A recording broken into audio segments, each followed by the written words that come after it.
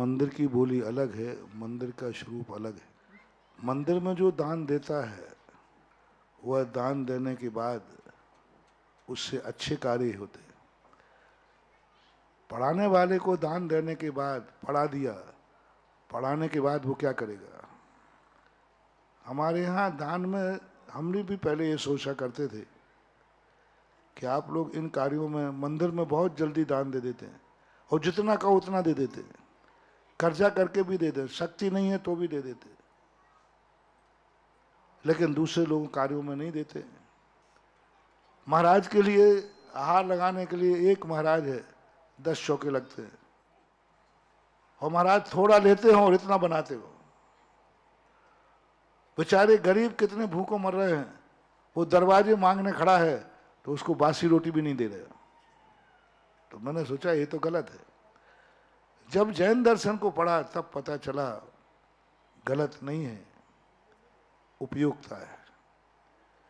एक मुनिराज को आहार देने के लिए इसलिए पीछे दौड़ रहे हैं कि वो आहार लेने के बाद धर्म करता है, तो वो 24 घंटे में जितना धर्म करता है वो कमाई उस आहार देने वाले को जाती है। अब दूसरे व्यक्ति को, उस भिखारी को करा दिया, वो भोजन करने के बाद क्या करेगा? अब यदि भोजन करने के बाद उसने पाप किया तो सारा पाप उस रोटी देने, रोटी भी गई, दलाली में काले हाथ और पड़ गए। ऐसे लोगों को पढ़ाने के बाद यदि वो गलत मार्ग पर निकल गया, गलत चला गया और जाते ही हैं, पढ़ने के बाद वो संसार बढ़ाएगा कि धर्म बढ़ाएगा, समाज बढ़ाएगा कि अपना स्वयं का जीवन बढ़ाएगा, समाज में संस्कार जीवित करेगा कि क्या करेगा? 90% पढ़ने के बाद सब उपकार को भूल जाते हैं। अब इसके लिए एक व्यवस्था बनाई जा सकती है जो मैंने कई स्थानों पर बनाई है। पहली बात तो फंड बनाने पर सब जो कमेटी वाले होते हैं उन्हीं के रिश्तेदारों में बढ़ जाता है, गरीब तक पहुंच ही नहीं पाता। उसकी व्यवस्था ये होती है कि दिल्ली से 1 रुपया चलता है, बांधकपुर में 15 पैसे आते हैं, ऐसा राजीव गांधी ने कहा था, तो सही हो नहीं पाता। फिर दूसरा, जब मूल्यांकन हम करते हैं तो व्यक्ति सब कुछ भूल जाता है। मैंने कई बच्चों की सहायता कराई, लेकिन उसके बाद जो उनके कारनामे दिखे, पश्चाताप। मैंने एक बार सीकर जिले के अंदर 98 में विकलांग मुक्ति का एक अभियान चलाया। वहाँ के कलेक्टर साहब थे, वो एक दिन आए तो मैंने कहा महाराज जी कुछ आशीर्वाद दो सामाजिक कार्यों का। तो मैंने कहा बोलो क्या मांगना है? उन्होंने कहा महाराज जी हम चाहते हैं कि सीकर जिला पूरा विकलांग मुक्त हो, यानी विकलांगों के पास पैर, दिव्यांग होते ना, दिव्यांग, साइकिल दी जाए, पैर दिए जाए। मैंने कहा चलो आज तुमने मांगा है, हम अपनी सभा में से आप सीकर जिले में जितने दिव्यांग हों, दिव्यांग रहने वाले, सबकी व्यवस्था करो, इकट्ठे तुम करो, व्यवस्था मैं बनाऊंगा। 2000 ट्राईसाइकिलें दान कराई,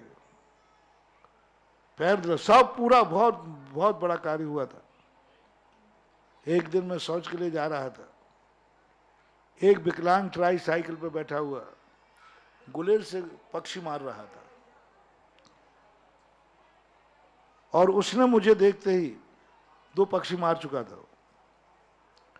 मुझे देखते ही वो दौड़ा, साइकिल लेके आया, बोले बाबा जी आपका बहुत बड़ा उपकार है, हमारे घर में वैसे ही बहुत परेशानी थी, जब से साइकिल मिली है हम घूम करके 3-4 पक्षी मार लेते हैं और हमारा काम चल जाता है। मेरी हवा खिसक गई, मेरी हवा खिसक गई कि मेरी बदौलत आज 3-4 पक्षी मरते हैं। मैंने तुरंत कलेक्टर साहब को बुलाया, मैंने कहा सबको फिर से इकट्ठा करो और साइकिलें वापस करो, और नहीं तो मांसाहार का त्याग कराओ, और जो ना करे उसको साइकिल त्याग करो। तो हमें शपथ लेना होगा कि कोई गरीब की सहायता कराएगा, उसकी नौकरी लगने बाद वो भी एक गरीब को पढ़ाएगा। नौकरी लगने के बाद वो समाज के लिए कुछ करेगा, नौकरी लगने के बाद उसके आचरण में सुधार आएगा। तो पढ़ाने वाले का पैसा अच्छे कार्य में लगेगा। तो हमें किस आचार संहिता बनाना पड़ेगी। चोर पर दया करना दया नहीं है, अपराध को बढ़ावा देना है। तो हमें ऐसे गरीबों के लिए हमें एक आचार संहिता बनाना चाहिए, बाउंड करना चाहिए और उनको इतना समर्पित होना चाहिए।